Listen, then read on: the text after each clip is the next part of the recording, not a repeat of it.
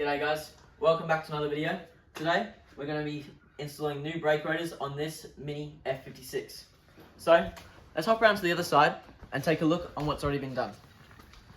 If you look down here, you can see this brake rotor is already installed.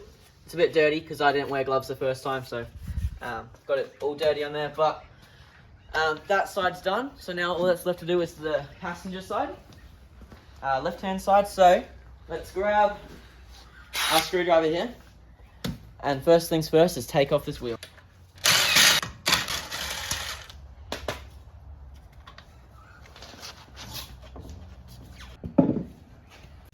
Alright, so first things first is to undo these two bolts down here. Number one up the top, number two down there. And then once this is off, we can then undo these Torx bolts. That might be a bit hard to see on the camera, but there's one here and one there. So let's get these ones off first. You need a 13mm wrench, and a 17mm spanner.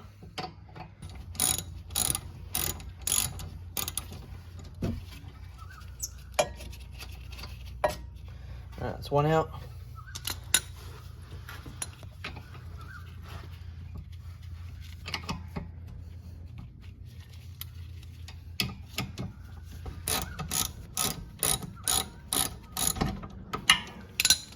Alright, we need to keep these bolts because we'll use those again later. Now you just want to put this out of the way and take these brake pads off. Actually, before we do that, we're going to grab a 6mm Allen key.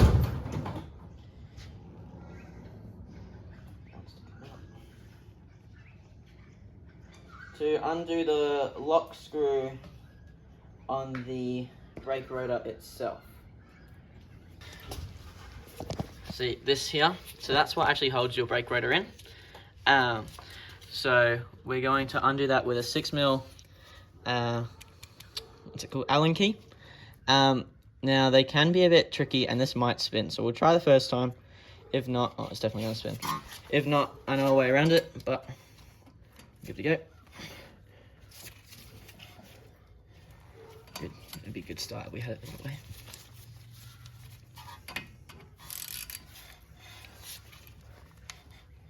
No. So what we're gonna do is grab a bolt from the tire. Screw this one in a little bit and use it to hold this in place.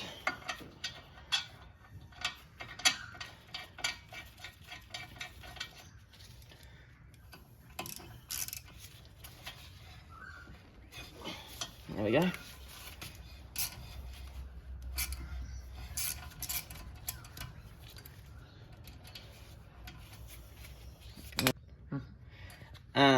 So now that's all that's left is those two Torx screws that were on the back. They're a bit of a pain to get out, so I'll get set up for that and then we'll continue. So to undo these Torx bolts, you need a E17 bit, okay? And it's very cramped area in here, small wheel well, very, very tight bolts. I've already loosened this one a little bit so I can do this a bit cleaner. So once you've got it loose, just gonna go at it. It's quite a long bolt. So it might take a little while, and we'll see how we do with the second one. I might use an extension for that one. Okay, shears out. Now, let's have a look here.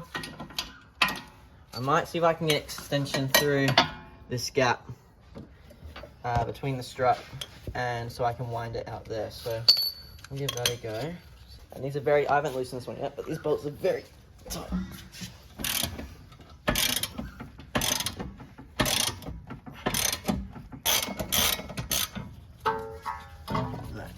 That's off now. And there we go. Bolt is out. And this comes out. So that's separate. This stays connected because if we disconnect this, then we have to bleed the brakes. We don't want to do that. But now, all that is holding in this rotor is likely it seized itself on here because it's a bit old. So we'll give it a yank and see if it comes off.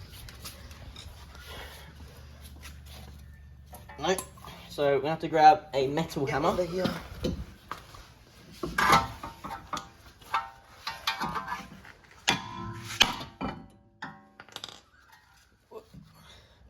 There you go. That's your old rotor. We'll quickly clean this up, and then we'll chuck the new one on. And it's a lot easier to put the new one on than it is to take this one off. Alright, now we're going to use a bit of brake clean. Normally you would wire brush this down, but there's actually no corrosion on this hub itself. So we're just going to get a brake cleaner, spray it all around, and then just get some paper towel, wipe this off. So now let's put on the new brake disc. Okay, so next thing to do is grab some little pliers. There's probably a proper tool out there somewhere for this, but you're gonna put these onto these two divots here. Put them in, just press in and twist to retract. See how that piston's retracting there? And retract that in. It can go, it doesn't matter how far in it goes, because the first time you press on the brakes, it's just gonna come back out again. So make sure we've got a good amount of clearance. That should be enough. If not, we'll just have to do that again. But now it's time to grab the brake rotor and chuck that on. Okay, so now we're going to get this little screw and put that in its hole. These gloves are not, they're too big for my little hands. So try and hold that in place while I grab this. And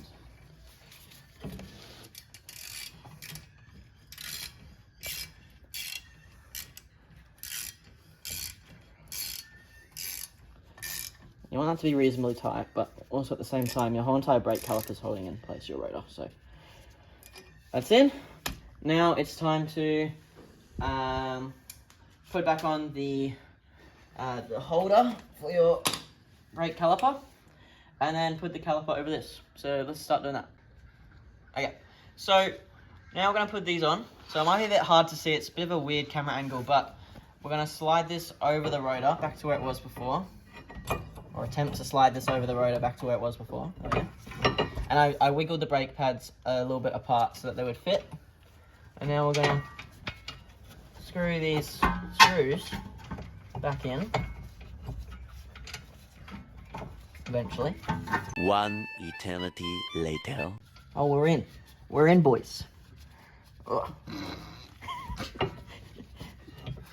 Okay, so that one's hand tight, which isn't very far. And now trying to struggle all over again with the bottom one. In fact, even struggle a little bit more because it's in a weird place. Now, just got to tighten these up with the ratchet. How's the angle, Preston? Great. It's really bad. Do we need to reorientate? So, as these were really hard to get off, that means we have to tighten them quite a bit.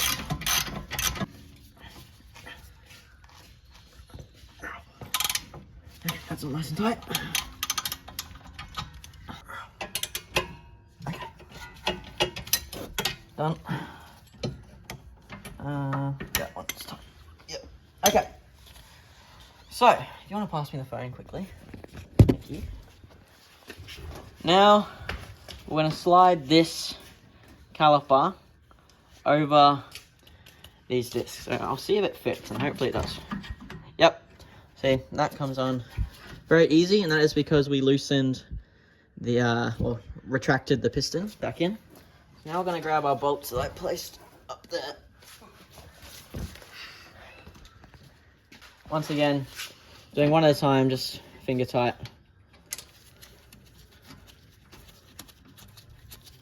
That one's on. And then back one. That one is in. Grab our 13mm and our 17 spanner. And pop back down here again.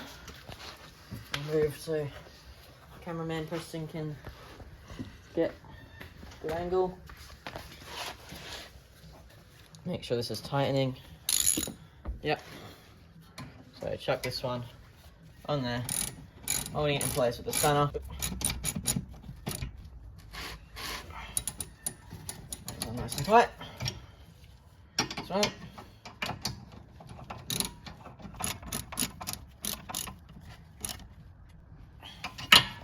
double check this top one. Yep. Okay. That took maybe, what time was it? That took about 35 minutes.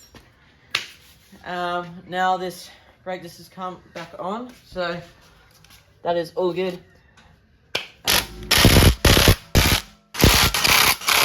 Okay, so now we're just going to pump this up a little bit, just enough to slide the jack stands out, and then we're going to lower this down. So, okay. Now we're going to wiggle these in place. That's one. And back to the other side.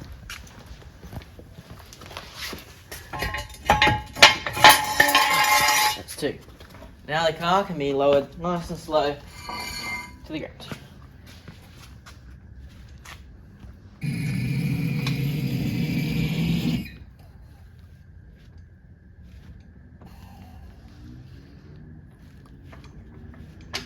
There we go. Quickly, if you're wondering, the reason why there's wood on here is the jack point for the rear of the car. There's 2 bolts over the exhaust, so you just want the bolts to be on solid surface and not pushing up on the clamp that's there. Alright, that is all done. This car is now ready to be driven on the road once again.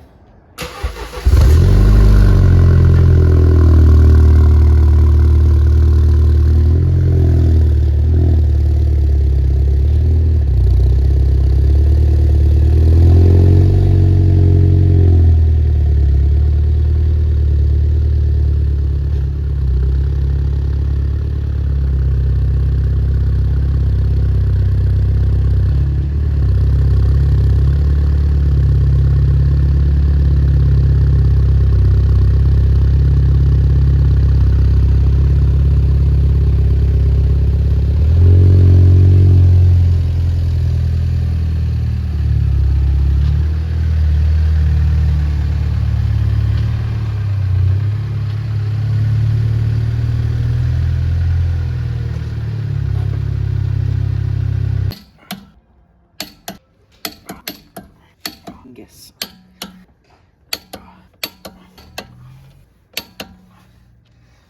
That is all done. But thank you for watching, and we'll see you next time.